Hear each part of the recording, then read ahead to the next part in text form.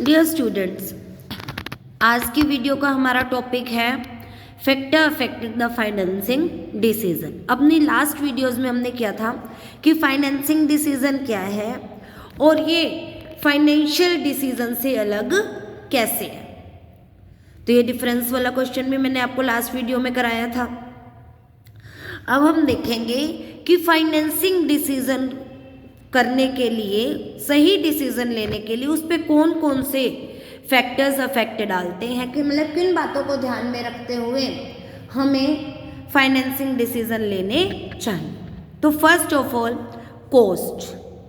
The cost of all the sources of finance is different. Finance के जितने भी sources होते हैं उनकी जो लागत है वो अलग अलग होती है। The rate of interest on डेप्ट, fixed rate of dividend to be paid on preference share capital and expectation of the equity shareholders। तो जो अगर हमने पैसा उधार ले रखा है, लोन पे ले रखा है, तो उस पे तो हमें फिक्स रेट से हमें इंटरेस्ट पे करना पड़ता है। जो प्रेफरेंस शेयर कैपिटल है उस पे भी फिक्स रेट से डिविडेंड पे करना पड़ता है, एज यू नो। और उसके बाद जो इक्विटी शेयर कैपिटल है, उन जो शेयर होल्डर्स हैं उनके एक्सपेक्टेशंस के अकॉर्डिंग हमें पे करना पड़ता है। If the situation happen to be favourable, और अगर सिचुएशन फेवरेबल है, the benefit of cheap finance can be availed from choosing डेप्ट कैपिटल।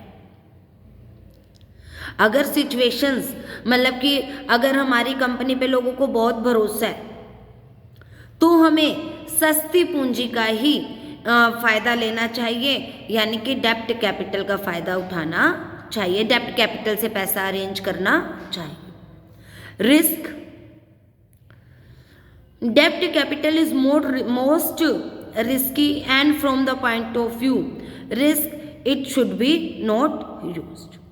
लेकिन अगर हम रिस्क नहीं उठाना चाहते, जो डेप्ट कैपिटल है वो रिस्की ज़्यादा है। वो रिस्की ज़्यादा क्यों है? क्योंकि इसका मैं आपको नेक्स्ट वीडियो में भी बता दूंगी।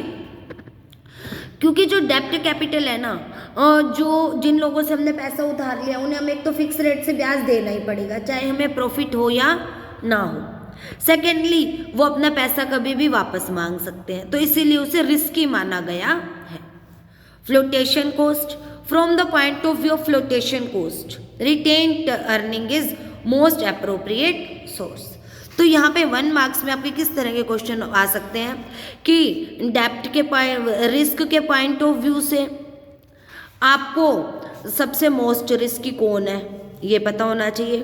फ्लोटेशन कॉस्ट के हिसाब से मोस्ट अप्रोप्रिएट सोर्स कौन सा है, क्योंकि जब हम अपने ही प्रॉफिट को बिजनेस में दोबारा लगा रहे हैं तब उसकी कोई भी लागत नहीं आती। तो इस तरह से 1 मार्क्स के क्वेश्चन आपने यहाँ से तैयार करने हैं। Cash flow position, if the cash flow position of company is good, हमारे पास कैश बहुत रहता है तो हमें डेप्ट कैपिटल यूज करनी चाहिए।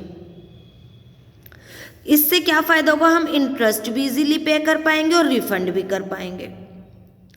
तब हमें डेप्ट कैपिटल को प्रायोरिटी देनी चाहिए। Level of fixed operating cost, देखो हमारे पास 2 तरह की कॉस्ट होती है, एक तो फिक्स्ड ऑपरेटिंग कॉस्ट, दूसरी फिक्स्ड फाइनेंशियल कॉस्ट। 1 मार्क्स में आपको इनके मीनिंग पता होने चाहिए कि फिक्स्ड ऑपरेटिंग कॉस्ट क्या है, फिक्स्ड फाइनेंशियल कॉस्ट क्या है। अगर हमारी फिक्स्ड ऑपरेटिंग कॉस्ट ज़्यादा है, जैसे रेंट हमें बहुत ज़्यादा पे करना पड़ता है, बिल्डिंग का, सैलरी की पेमेंट करनी पड़ती है, इंश्योरेंस प्रीमियम एक्सेट्रा, मतलब कि जो हमें बिजनेस को सुचारू रूप से चलाने के लिए जो खर्चे भुगतान करने पड़ते हैं, ये तो वो खर्चे हो गए। फिक्स्ड फाइनेंशियल कॉस्ट क्या है हमारी, इंटरेस्ट ऑन डेप्ट। If the level of fix operating cost is in excess, it is better to keep fix financial cost at their minimum. जो फिक्स फाइनेंशियल कॉस्ट क्या है कि जो हमने ब्याज पे पैसा उधार ले रखा है उस पे इंटरेस्ट। अगर हमारी फिक्स ऑपरेटिंग कॉस्ट पहले से ही ज़्यादा है तो क्या ज़्यादा सही रहेगा, ये फिलअप्स की फॉर्म में भी आ सकता है। If level of fix operating cost in excess which source is better, तब हमें फाइनेंशियल कॉस्ट को कम रखना चाहिए। सो देयरफॉर डेब्ट capital should not be used, तब हमें इक्विटी से पैसा अरेंज करना चाहिए। और दूसरी तरफ अगर फिक्स्ड ऑपरेटिंग कॉस्ट कम है तो अब हमें डेब्ट कैपिटल प्रॉफिटेबल रहे। Control consideration, the ultimate control of the company is that of the equity share holder greater the number of equity share holder. अगर हम अपने बिजनेस पे कंट्रोल करना चाहते हैं तो शेयर होल्डर जितने ज़्यादा बढ़ेंगे कंट्रोल उतना ही कम होता चला जाएगा। तो इसीलिए अगर हम कंट्रोल रखना चाहते हैं जो डिसीजंस हैं, देखो अगर शेयर होल्डर्स की मात्रा ज़्यादा होगी, शेयर होल्डर्स की संख्या ज़्यादा होगी तो क्या होगा, वोटिंग राइट इतने सारे लोगों को मिलेंगे, मीटिंग्स में इतने सारे लोग आएंगे, डिसीजंस लेने के लिए उन सब की हमें कंसिडरेशन लेनी पड़ेगी। तो अगर हम कंट्रोल अपने हाथ में चाहते हैं तो हमें from the point of view equity share capital को अवॉइड करना चाहिए, इक्विटी शेयर कैपिटल से पैसा इकट्ठा नहीं करना चाहिए। State of capital market, bullish time bring more profit. Bull और बियर मैंने क्लास में भी एक बार डिस्कस किया था। तो अगर बुलिश टाइम है यानी कि मार्केट बहुत ऊंचाइयों पे है, बहुत फायदा है मार्केट में, therefore people like to invest more in equity share. जब मार्केट ऊंचाइयों पे जाती है तो लोग इक्विटी शेयर में ही इन्वेस्ट करना चाहते हैं। 1 मार्क्स में ये जिस तरह से भी फिलअप्स बन रहे हैं। On the contrary if the profit are low, अगर प्रॉफिट्स कम है, when there is a bear market, बताया था ना बुल मार्केट क्या होती है, जब मार्केट में प्रॉफिट बहुत ज़्यादा है, जब बियर मार्केट है तब प्रॉफिट कम होते हैं। The people give preference to डेब्ट capital in order to earn more profits.